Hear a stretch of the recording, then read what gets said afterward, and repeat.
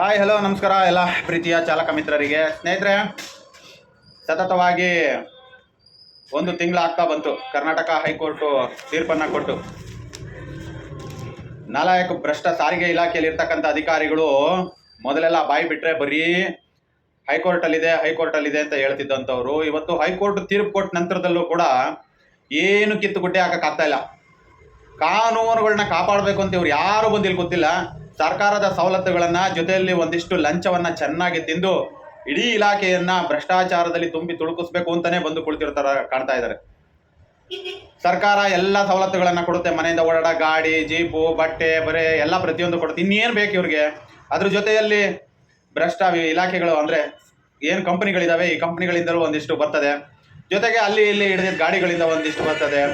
ಸಾಕಲ್ಲ, ಇನ್ನೇನು ಬೇಕು ಇವ್ರ ಜೀವನ ಕಟ್ಕೊಳ್ಳೋದಕ್ಕೆ ಅಲ್ವಾ? ಒಟ್ಟೇನು ಇವ್ರಿಗೆಲ್ಲ ಏನಾಗ್ಬಿಟ್ಟಿದೆ, ಸಾರಿಗೆ ಇಲಾಖೆಯಲ್ಲಿ ಇರ್ತಕ್ಕಂಥ ಅಧಿಕಾರಿಗಳಿಗೆ ಕುಳಿತುಕೊಂಡು ಅವ್ರಿಗೆ ಕೊಟ್ಟರೆ ಅವಧಿಯನ್ನು ಮುಗಿಸ್ಬಿಟ್ಟು ಹೋಗ್ಬಿಟ್ರೆ ಸಾಕು. ನಾವು ಬೇರೆಯವ್ರು ಬಂದು ಏನಾದರೂ ಮಾಡ್ಕೊಂಡ್ಬಿಡ್ಲಿ, ಮುಂದೆ ಬಂದವನು ಏನಾದರೂ ತಲೆ ಕೊಟ್ರಿ, ನನಗೇನಾಗಬೇಕು, ನನ್ನ ಸಮಯ ಮುಗಿಯೋ ತನಕ ಏನಾದರೂ ಒಂದು ಬಂದವ್ರಿಗೆ ಒಂದು ಹೇಳ್ಕೊಂಡು ತ್ಯಾಪೆ ಹಚ್ಕೊಂಡು ಕಳಿಸ್ಬಿಟ್ರೆ ಸಾಕು ಅವ್ರನ್ನ ಹೊರಕ್ಕೆ ಅನ್ನೋ ಒಂದು ಮನಸ್ಥಿತಿಯನ್ನ ಈ ಒಂದು ಇಲಾಖೆ ಅಧಿಕಾರಿಗಳು ದೊಡ್ಡ ಮಟ್ಟಕ್ಕೆ ಬೆಳೆಸ್ಕೊಂಡಿದ್ದಾರೆ.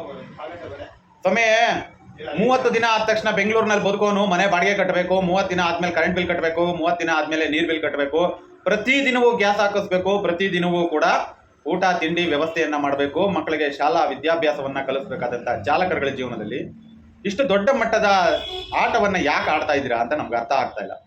ತಾವೇನು ಹೇಳಿರಿ, ಸಾರಿಗೆ ಇಲಾಖೆಯ ಸಚಿವರ ಜೊತೆಯಲ್ಲಿ ಮತ್ತು ಅಡ್ವೊಕೇಟ್ ಜನರಲ್ ಜೊತೆಯಲ್ಲಿ ಕುಳಿತುಕೊಂಡು ಮಾತುಕತೆಯನ್ನ ಮಾಡಿ ಮುಂದೆ ನಾವು ಯಾವ ರೀತಿಯಾದ ಸ್ಟೆಪ್ ಅನ್ನ ತೆಗೆದುಕೊಳ್ಬೇಕು ಅನ್ನೋದಕ್ಕಂಥದ್ದನ್ನ ತಿಳಿಸ್ತೀನಿ ಅಂತಂದ್ರಿ. ಎಲ್ರಿ ತಿಳಿಸಿದ್ದೀರಾ ನೀವು? ಎಲ್ಲಿ ತಿಳಿಸಿದ್ದೀರಾ ಅದನ್ನ ಹೇಳಿ ನೋಡೋಣ. ಒಂದು ತಿಂಗಳಾಗ್ತಾ ಬಂತು ಕರ್ನಾಟಕ ಹೈಕೋರ್ಟ್ ತೀರ್ಪನ್ನ ಕೊಟ್ಟು. ಎಲ್ಲಿ ತಿಳಿಸಿದ್ದೀರಾ? ಯಾವ ವಿಚಾರನ ತಿಳಿಸಿದ್ದೀರಾ? ಯಾವ ಮಾಧ್ಯಮಗಳಲ್ಲಿ ಹೇಳಿಕೆಗಳನ್ನ ಕೊಟ್ಟಿದ್ದೀರಾ? ಹೋಗ್ಲಿ, ಯಾವ್ದಾದ್ರು ಒಂದು ಸಂಘ ಸಂಘಟನೆಗಳಿಗಾದ್ರೂ ವಿಚಾರನ ತಿಳಿಸಿದ್ದೀರಾ? ಹಿಂಗ ಆಗ್ತಾ ಇದೆ, ನಾವು ಹಿಂಗ್ ಮಾಡ್ತಾ ಇದೀವಿ ಅಂತ. ನಿಮ್ಮನ್ನ ಕಾಯ್ದು ಬಕಪಕ್ಷಿಗಳಂತ ಕಾಯುವಂತಹ ವ್ಯವಸ್ಥೆ ಒಳಗಡೆ ತಗೊಂಡು ಬಂದು ನಿಲ್ಸಿದ್ದೀರಲ್ಲ. ನಿಮ್ಗೆಲ್ಲ ನಿಜವಾಗ್ಲೂ ಭಗವಂತ ಒಳ್ಳೇದು ಮಾಡ್ತಾನ? ಭಗವಂತ ಅನ್ನೋದು ನಿಮ್ಮ ಒಂದು ಹಣೆ ಬರದಲ್ಲೇ ಇಲ್ಲ. ನಮ್ಮಂತಹ ಬಡವ್ರಿಗಷ್ಟೇ ಭಗವಂತನ ಕಾಯ್ತಾ ಇರ್ತಕ್ಕಂಥದ್ದು. ನಿಮ್ಮಂಥವ್ರಿಗೆಲ್ಲವೂ ಕೂಡ made for each other, take it money, only for money. ನಿಮ್ಗಿರ್ತಕ್ಕಂಥದ್ದು ಕೇವಲ ಹಣವನ್ನ ಮಾಡ್ತಕ್ಕಂತಹ ಒಂದು ವ್ಯವಸ್ಥೆಯನ್ನ ರೂಪುಗೊಳಿಸ್ಕೋಬೇಕು ವಿನಃ ಅದನ್ನು ಹೊರತುಪಡಿಸಿ ತಮ್ಗಳಿಗೆ ಯಾವುದೇ ರೀತಿಯಾದಂತಹ ನ್ಯಾಯಬದ್ಧವಾದಂತಹ ಕಾನೂನಿಗೆ ಬದ್ಧವಾದಂತಹ ಕೆಲಸ ಕಾರ್ಯಗಳನ್ನ ಮಾಡೋದ್ರ ಬಗ್ಗೆ ತಮಗೆ ನಿಜವಾಗ್ಲೂ ಕೂಡ ಆಸಕ್ತಿಗಳಿಲ್ಲ. ಕರ್ನಾಟಕ ಹೈಕೋರ್ಟ್ ಅಷ್ಟು ಸ್ಪಷ್ಟವಾಗಿ ತೀರ್ಪಿನಲ್ಲಿ ಉಲ್ಲೇಖವನ್ನ ಮಾಡಿದ್ರು, ಮುಂದಿನ ತಾವು ಕಾನೂನನ್ನು ರೂಪಿಸೋದಾದ್ರೆ ಅಲ್ಲಿವರೆಗೂ ಕೂಡ ಬೈಕ್ ಟ್ಯಾಕ್ಸಿಯನ್ನ ನಿಲ್ಲಿಸಿ ಅಂತ ಒಂದು ಆದೇಶವನ್ನ ಕೊಟ್ಟಿದ್ರು ಕೂಡ ಯಾವ ವಿಚಾರವನ್ನು ಕೂಡ ಸ್ಪಷ್ಟವಾಗಿ ಹೊರಗಡೆ ವಿಚಾರವನ್ನ ತಾವು ತಿಳಿಸ್ದೆ ನಿಮ್ಮ ಇಷ್ಟಾನುಸಾರವಾಗಿ ಅದ್ರ ಪಾಡಿಗೆ ಅದನ್ನ ನಡ್ಕೊಂಡು ಹೋಗ್ಲಿ ಅಂತ ಕಾಯ್ತಾ ಇದ್ದೀರಾ. ರೇ ಸಮಯ, ನಿಮ್ಮ ಇಲಾಖೆ, ನಿಮ್ಮ ಭ್ರಷ್ಟ ಇಲಾಖೆ ನಡೀತಕ್ಕಂಥದ್ದು ನಾವು ಕಟ್ಟುವಂತಹ ತೆರಿಗೆ ಹಣದಲ್ಲಿ, ನಾವು ಕಟ್ಟುವಂತಹ ಟ್ಯಾಕ್ಸ್ನಲ್ಲಿ ನಿಮಗೆ ಸಂಬಳಗಳನ್ನ ಕೊಡ್ತಕ್ಕಂಥದ್ದು.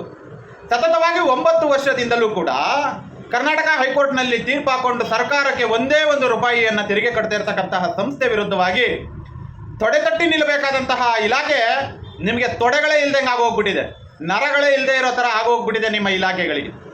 ಒಂದೇ ಒಂದು ನೋಟಿಸ್ ಇಶ್ಯೂ ಮಾಡೋಕ್ಕೂ ಯೋಗ್ಯತೆ ಇಲ್ಲದೆ ಇರತಕ್ಕಂತಹ ಇಲಾಖೆಗಳು ಆದಿ ಬೀದಿಗಳಲ್ಲಿ ನಿಂತ್ಕೊಂಡು ರಸ್ತೆಗಳಲ್ಲಿ ಬಡ ಆಟೋ ಚಾಲಕರುಗಳ ಮೇಲೆ ತಮ್ಮ ದೌರ್ಜನ್ಯಗಳನ್ನ ತೋರಿಸ್ತೀರ. ಏಕೆ? ಬೈಕ್ ಟ್ಯಾಕ್ಸಿ ಅಂದರೆ ನಿಮ್ಗೆ ಅಷ್ಟೊಂದು ಭಯಾನ? ಅಧಿಕಾರ ಕಾನೂನಿಗಿಂತ ತುಂಬ ದೊಡ್ಡ ಇಲಾಖೆನ? ಅಷ್ಟೊಂದು ಭಯಾನ ನಿಮಗೆ? ಅಷ್ಟೊಂದು ಭಯ ಇದ್ರೆ ಯಾಕ್ರಿ ಅಲ್ಲಿದ್ದೀರಾ? ರಾಜೀನಾಮೆ ಕೊಟ್ಬಿಟ್ಟು ಹೋಗಿ.